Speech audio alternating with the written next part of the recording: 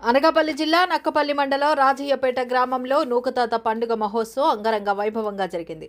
నక్కపల్లి మండలంలో గల చుట్టుపక్కల మత్స్యకారు గ్రామాల్లో గల ప్రజలంతా కూడా ఈ పండుగలో పాల్గొంటారని తెలిపారు. ఈ నూకతాత పండుగ సుమారు 9 రోజులు జరుగుతుందని గ్రామ పెద్దలు తెలిపారు. అత్యంత ప్రతిష్టాత్మకంగా జరుపుకునే నూకతాత పండుగకు అనకాపల్లి ఎస్పీ గారి ఆదేశాల మేరకు పాయక్రపేట సర్కిల్ నుంచి, అదేవిధంగా నక్కపల్లి ఎస్వరాయవరం పోలీస్ స్టేషన్ నుంచి సుమారుగా 70 మంది పోలీసులు బందోబస్తుకు పంపించారని పోలీసు వారు తెలియజేశారు. ముందుగా నూకతాతకి నా యొక్క నమస్కారాలు. అయితే ఈ పండుగ చాలా ఘనంగా జరుగుతుంది. మేము పక్క గ్రామం పెత్తేనర్ల, నా పేరు గోసల తాతారావు. మరి 30 సంవత్సరాల నుంచి కూడా ప్రతి సంవత్సరం వచ్చి ఆ దేవుడికి దండం పెట్టుకొని వెళ్ళడం జరుగుతుంది. అలాగే ఇక్కడే కాదు, ఎక్కడెక్కడి నుంచో ఉన్న వాళ్ళందరూ కూడా ఈ నూకతాత పండగకి వచ్చి అందరూ దండం పెట్టుకొని వెళ్తారు. మరి పారాదిప్ప నుంచి ఇటు కోనరాక, పూరి, అలాగే వాడ్రేవ్ అన్ని విలేజీల నుంచి కూడా వచ్చి ఈ నూకతాత పండుగ రోజు వచ్చి దండం పెట్టుకొని వెళ్తారు. ఎందుకంటే నూకతాతకి ఏమన్నా కోరుకుంటే ఆ కోరికలు తీరుతాయని నమ్మకం, అలాగే తీరుతున్నాయి.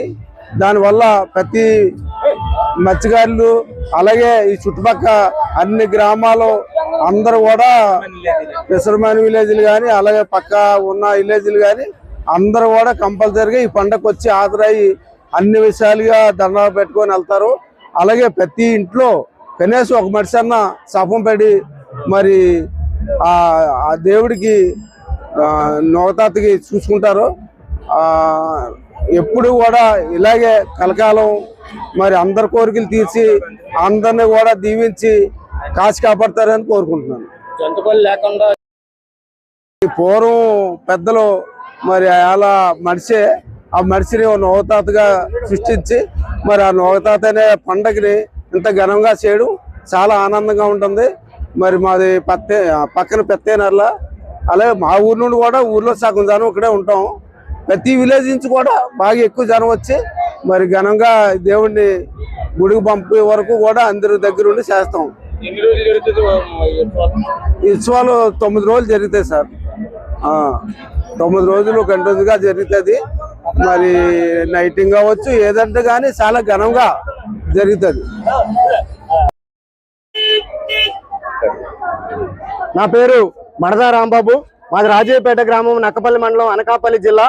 మా యొక్క గ్రామంలో మా తాతల కాలం నుంచి కూడా మహాశివరాత్రి వెళ్ళిన మరుసట అమావాస్య రోజు శ్రీ నూకతాత జాతర అంగరంగ వైభవంగా జరుపుకుంటూ ఉంటాము.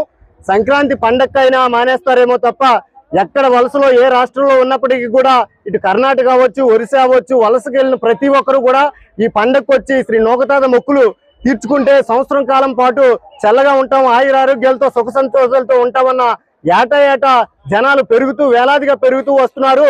ఈ పండుగలో ఆచారం ఏంటంటే, మా గ్రామం పక్కనే ఉన్నటువంటి హ్యామ్నెట్ విలేజ్ బోయిపాడులో సముద్ర స్థానం దేవుడు ఆచరించి సుమారు 4 కిలోమీటర్ల మేర జనాలు బోర్లు పడుకొని ఉంటే ఆ దేవుడు భక్తులు ఎవరైతే ఉన్నారో వారు మా పైనుంచి వస్తే సంవత్సర కాలం కూడా చల్లగా ఉంటాము, ఆయుర ఆరోగ్యాలతో వ్యాపార అభివృద్ధి చెందుతామని ప్రతి ఒక్కరూ నమ్మటం జరుగుతుంది. ఈ యొక్క చాలా గ్రామ దేవతల పండుగల్లో చూస్తుంటారు, మేకలు కానీ కోళ్లు కానీ బలి ఇవ్వడం చూస్తుంటారు.